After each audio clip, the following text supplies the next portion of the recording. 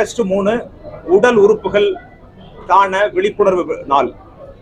இது வந்து Sims hospital வந்து இந்த நிகழ்ச்சியை நடத்துறாங்க. இந்த விழிப்புணர்வு நிகழ்ச்சி எதுக்காகன்னு சொன்னா, உடல் உறுப்புகளை ஒருவர் உயிரோடு இருக்கும் பொழுதோ அல்லது இறந்த பிறகோ உறுப்புகளை தானம் செய்ய வேண்டும் என்ற ஒரு நோக்கம்தான் இந்த விழிப்புணர்வு விழாவினுடைய. BBA, MBA, LLB. He is married and blessed with a daughter. He is an advocate from High Court of Madras.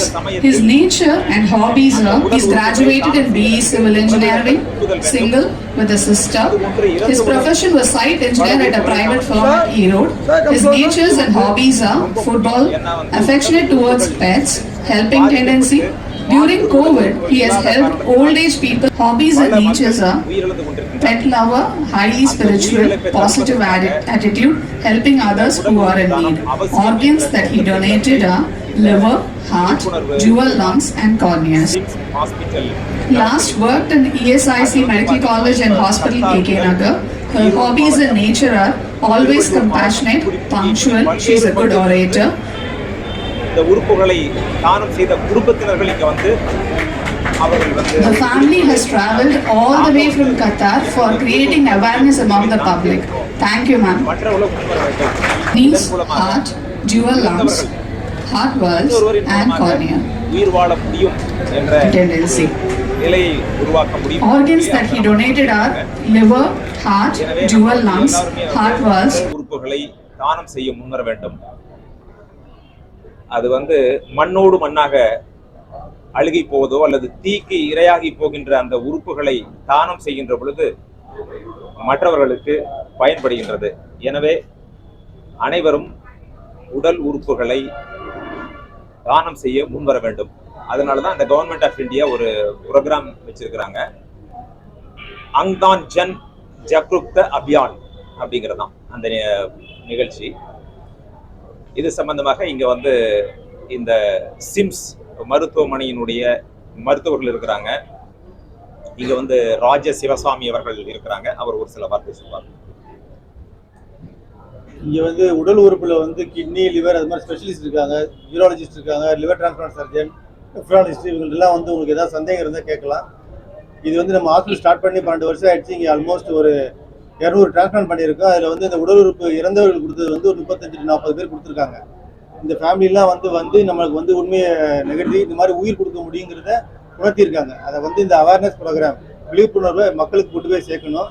இதுக்கு வந்து நம்ம எல்லாரும் சேர்ந்து செய்தால் நம்மகிட்ட நிறைய உயிர்களை காப்பாற்ற முடியும். அதன் மூலம் பல குடும்பங்கள் வாழ வைக்க முடியுங்கிறது சொல்லவும். இதுல வந்து தமிழ்நாடும் ஒருங்கிணைந்த ஆந்திர பிரதேசம் தான் வந்து முன்னணியில் இருந்துச்சு இந்த உடல் உறுப்புகள் தானம் செய்வதில். அதுல தமிழ்நாடு முதலிடமாக இருந்தது. தற்போதைய புள்ளி விவரங்களின்படி தெலுங்கானா ஸ்டேட், அந்த மாநிலம் தான் வந்து முதன்மையிடமாக இருக்கின்றது. இதற்கு காரணம் வந்து விழிப்புணர்வை இன்னும் நம்ம அதிகமா ஏற்படுத்தணும். விழிப்புணர்வு குறைஞ்சிட்டு வருதுன்னு நினைக்கிறேங்க. அதுக்கு தான் இந்த இப்ப முகாம் நடைபெறுகின்றது. இந்த விழிப்புணர்வு முகாம் நிச்சயமாக வந்து நான் ஏற்கனவே சொன்ன மாதிரி இந்தியாவில் வந்து 160 கோடி மக்கள் தொகை இருக்கின்றதா கிட்டத்தட்ட. இதுல பாத்தீங்கன்னா 1,60,000 பேர் தான் வந்து உடல் உறுப்புகளை தானம் செய்கின்றார்கள். ஆனால் உடல் உறுப்புகள் தேவைப்படுவதனுடைய எண்ணிக்கை வந்து பல லட்சங்கள் இருக்கும். கிட்டத்தட்ட 1 கோடி மக்களுக்கு வந்து உடல் உறுப்புகள் தேவைப்படுகின்றன. அது வந்து வெயிட்டிங் லிஸ்ட்லயே இருந்துட்டு இருக்கிறாங்க. அந்த வெயிட்டிங் லிஸ்ட்ல இருக்கிறதுனால உடல் உறுப்புகள் கிடைக்காதனால அந்த வெயிட்டிங்ல இருக்கிற அந்த மக்கள் வந்து உயிரிழந்து போகின்றார்கள். எனவே உடல் உறுப்புகளை தானம் செய்ய முன்வர வேண்டும்.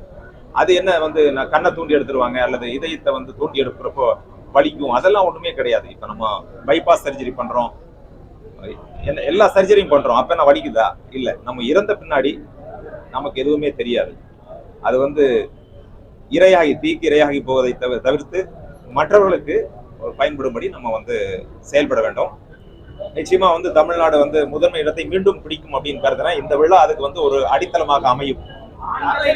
ஆண்களை விட பெண்கள் தான் அதிகமாக வந்து கொடுத்துட்டு வர்றதாக புள்ளி விவரங்கள் சொல்லுது. ஆண்களும் அதிகமாக வந்து இந்த உடல் உறுப்புகளை தானம் செய்ய முன்வர வேண்டும்.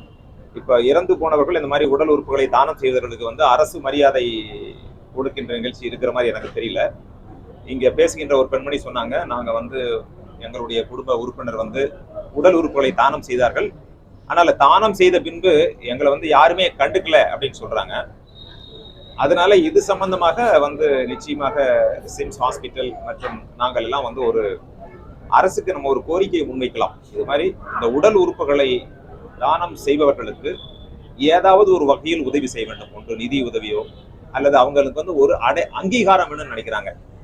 வருஷத்துக்கு ஒரு தடவை அங்க இருக்கிற ஒரு மாவட்ட ஆட்சித்தலைவரோ காவல்துறை கண்காணிப்பாளரோ அந்த வீட்டுக்கு சென்று ஒரு மாலை வைத்து ஒரு மரியாதை செய்தாலே அது ஒரு மிகப்பெரிய அங்கீகாரமாக ரெகக்னைஷனாக நினைக்கின்றார்கள். அது வந்து ஒரு விழிப்புணர்வை கொடுக்கும். நிச்சயமாக இதுல வந்து என்ஜிஓஸ் இது மாதிரி தனியார் மருத்துவமனைகளை விட அரசும் சேர்ந்து இதில் நடத்தினால் நிச்சயமாக ஒரு விழிப்புணர்வு ஏற்படும். மக்களுடைய உயிரை காக்க முடியும். ஒரு டைம் இருக்குங்க. இப்ப நான் வந்து அடிஷனல் கமிஷனர் ஆஃப் போலீஸ் டிராபிக்கா இருந்தப்போ ஒரு மருத்துவமனையிலிருந்து இன்னொரு மருத்துவமனைக்கு கொண்டு போறதுக்கு வந்து நான் எங்கிட்ட சொன்னாங்க. அப்போ வந்து கிரீன் காரிடார் அப்படின்னு சொல்லி ஏற்பாடு பண்ணி கொடுத்தோம். எந்த விதமான இடைஞ்சல் இல்லாம போக்குவரத்துல போகணுங்கிறது. அந்த கோல்டன் அவர் அப்படிங்கிறது இம்பார்ட்டன்ட். அது வந்து 1 ஹவர்ல இருந்து மேக்சிமம், அதாவது ஒவ்வொரு உறுப்புகளுக்கும் ஒரு மாதிரி இருக்கு. மினிமம் 1 ஹவர் போதும். இதுல வந்து அந்த கிரீன் காரிடார் அப்படிங்கிறது அது ரொம்ப ரொம்ப முக்கியம். இப்ப அதை வந்து ஒரு புரோட்டோகாலாவே எஸ்டாப்ளிஷ் பண்ணியாச்சு. இப்ப வந்து ஹெலிகாப்டர் மூலமாகவும் ஒரு சில நேரங்களில் கொண்டு வர்றாங்க. அது மருத்துவமனைகளுக்கு இடையே எவ்வளவு தூரம் இருக்கிறத பொறுத்து இருக்கு.